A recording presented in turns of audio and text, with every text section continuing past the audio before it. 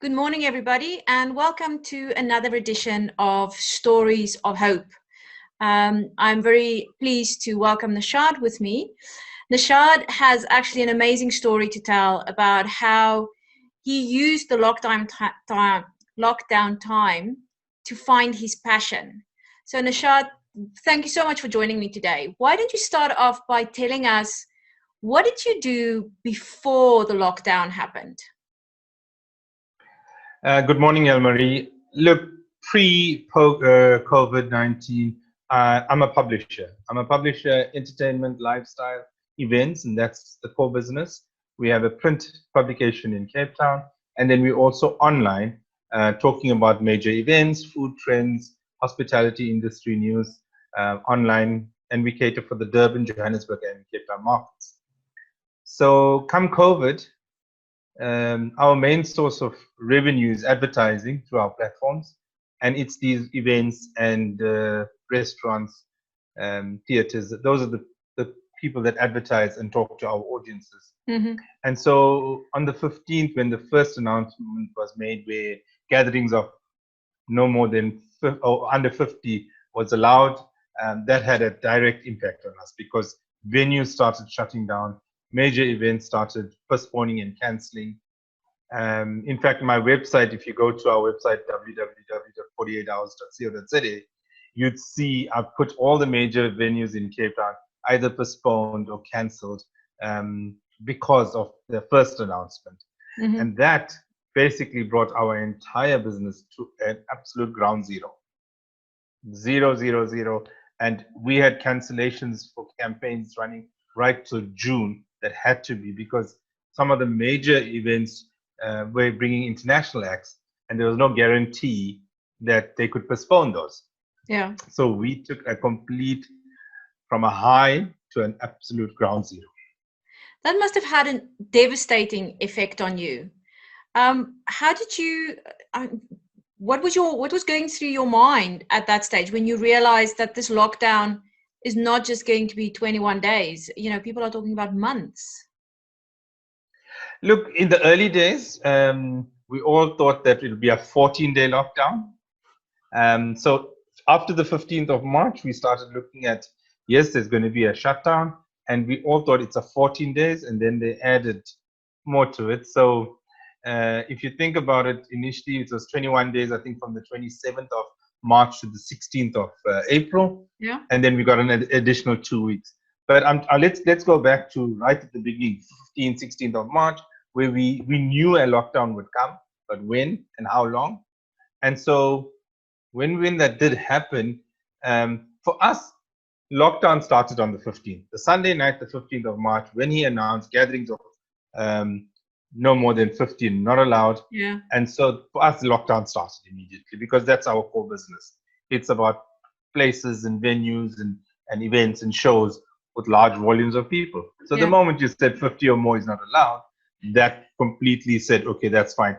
And I think in the initial stage on the 15th, when he said that would go on till sort of May, June. Mm-hmm.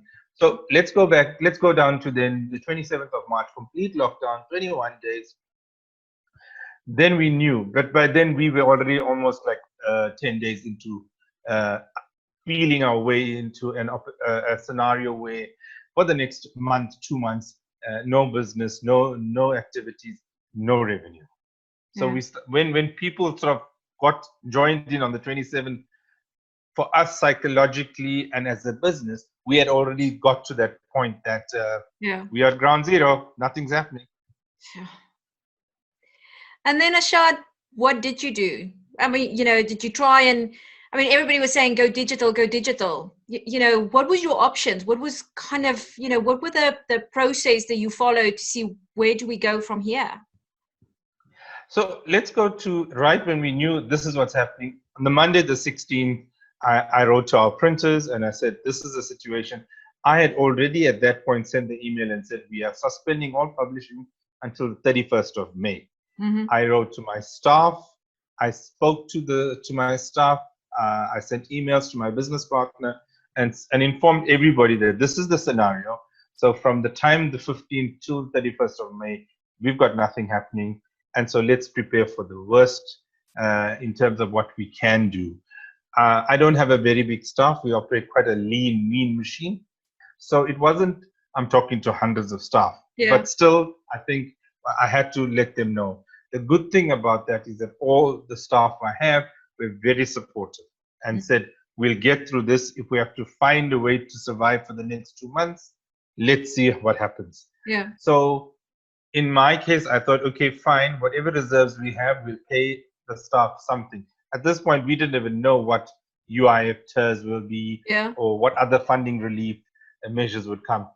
And so within the first week, so I'm talking 16th, 17th, 18th of April, March, we had already painted the scenario. This is where we are. We're going to be eating dry bread for the next 2 months, and we'll see where we come out at the end of May.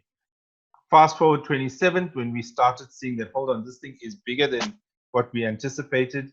And it's then become an evolving situation with updates from president and ministers of where we are. And right now, if you think about it, the latest scenario is that normal would take up to 6 to 8 months.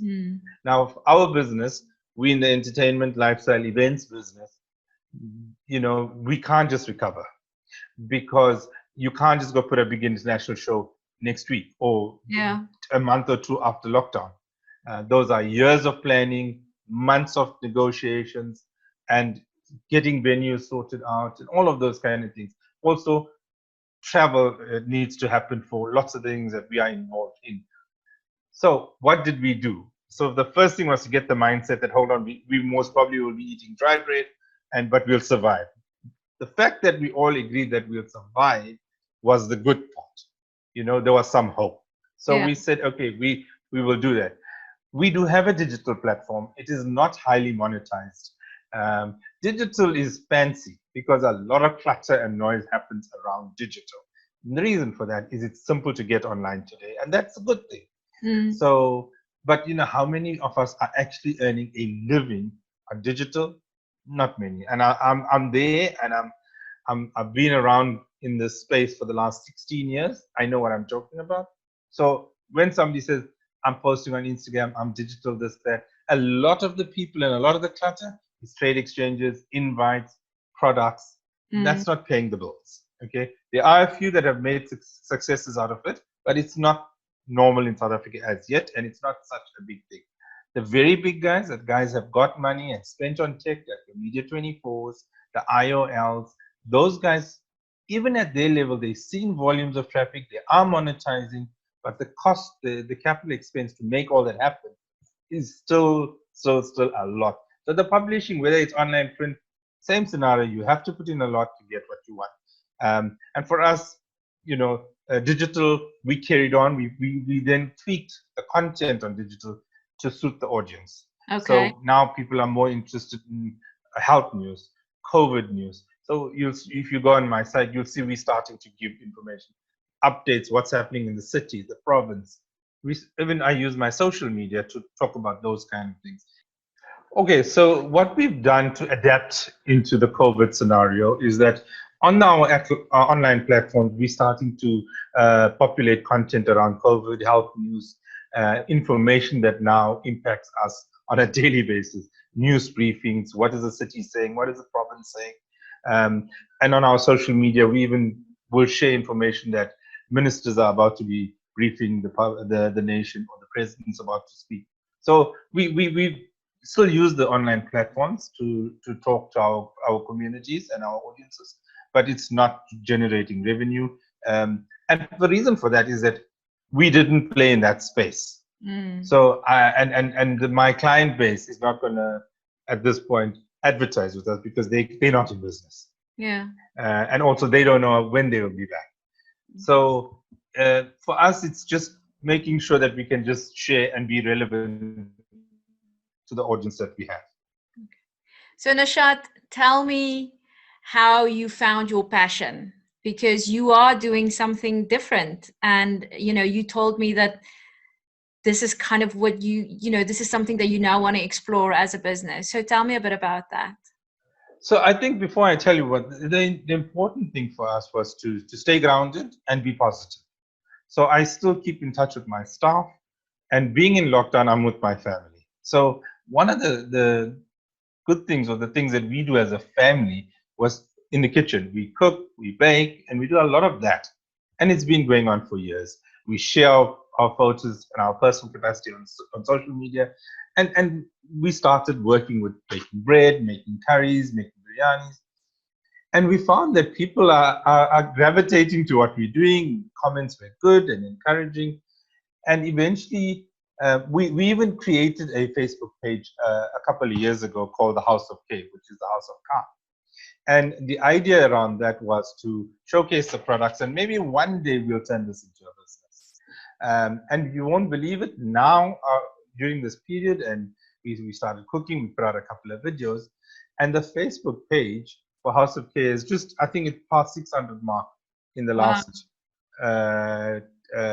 2 weeks. So now we're looking at it as a possible business. And we look, and when the announcement came that level 4 would have restaurants and takeaways and sort of home, deliveries of food, we put the message out there that will launch a menu now on Monday. And we've had such a good response. So we've taken the downtime to be happy and positive with something that we enjoyed. We used it as a hobby and as a passion around food. But we're seeing that, and in the last week, we've worked with business models of where this thing can go. How can we package our food, Yeah. branding it, creating a label? It's become an entire business for us as a family. That's And amazing. we quite ready. We're now negotiating with delivery companies of how they can take our food to our customers. So we most probably will launch this week into level 4. We launch our little kitchen, and we'll put out our products. And our products is what we eat. So you're not going to find gourmet meals or whatever that. You're going to find what we cook in our kitchen. So it's Yeah. a simple chicken curry. We'll even bake the bread if you want a bunny chow. So we'll bake the bread. You'll buy a fully made bunny chow from us, from the bread to the curry and all of that. So it's about sharing our experience and taking that to other people that are in lockdown. That is such an inspiring story. And I love how actually, for years this has been bubbling, it's been bubbling, but it just, and it just kind of said, that saying where they say, never waste a good crisis. And for you, I feel that this was a pivotal moment. So when you talk about you and the family, just tell me who else is involved. My family, I've got 2 sons, my wife, have always been involved. And most of the people in the city would know that, whether that's an event we are attending or whatever we're doing around the brand, we're very closely involved with it. So there's 2 boys, one's a mechanical engineer, and the other one's a marketing coordinator for a theater in Cape Town. The wife's been part of 48 Hours, and she handles CSI side of our business. Now, we've been publishing since 2004. We're 16 years old this month. And from 2014, we stepped up our CSI and we put all our efforts into a Women's Day lunch that we sponsor as a business.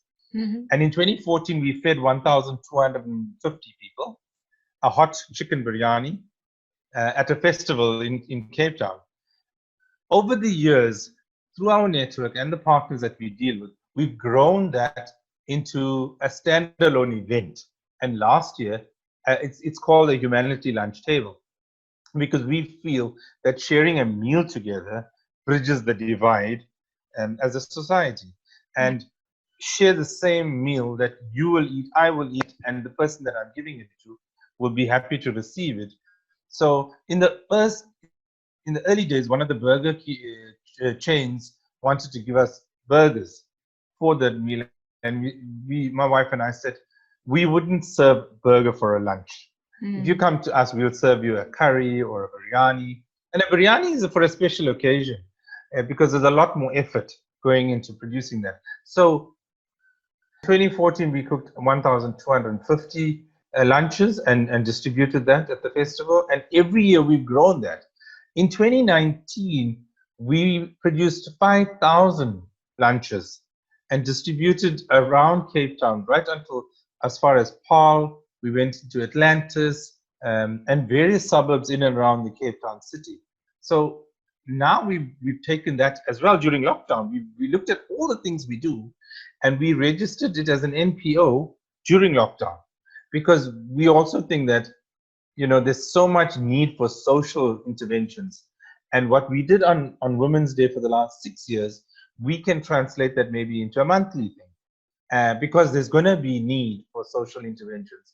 And so we registered the NPO on the 3rd of April, and we're hoping that once we get our registration, we can get going into helping people that require assistance during the next 5 or 6 months. We don't know how long, you know, COVID's going to last. Yeah. Naushad, thank you so much. This is truly a story of hope and also very, very inspirational. If people want to order from you, where are you currently based? Okay, we're in Cape Town in the Durbanville area. So I think when we launch this week, we will have a distribution network just in the Durbanville area. But looking at what's happening around the online space, I think it will be very easy within a month to be able to service the whole of Cape Town. But we will take baby steps and look at Durbanville, Bellville, Brackenfell area first. But the whole of Cape Town should come online within a month or two. All right. And how can people reach you? We have a dedicated Facebook page called The House of K. That's the first place you'll see some of our foods as a family that we're playing with. Comments and videos. The House of K, we're on Facebook. We have a website, we're busy developing that. And as we go along, it's quite an exciting concept around the website, but we'll get to that later. But for now, Facebook, we're on Instagram, and through Facebook, you can talk to us on Messenger, and there's 3 or 4 of us that are always engaging with whoever wants to talk to us or ask us a question. Thank you so much. And I think, I'm a very strong believer in that gratitude actually makes you a lot stronger, and it brings more blessings to your life. So it's been a real privilege to talk to you and to see yet another example of how being grateful and being gracious and open and sharing actually opens your life to amazing opportunities. Thank you so much for your time, and have a fantastic day. Thank you so much, Elmarie.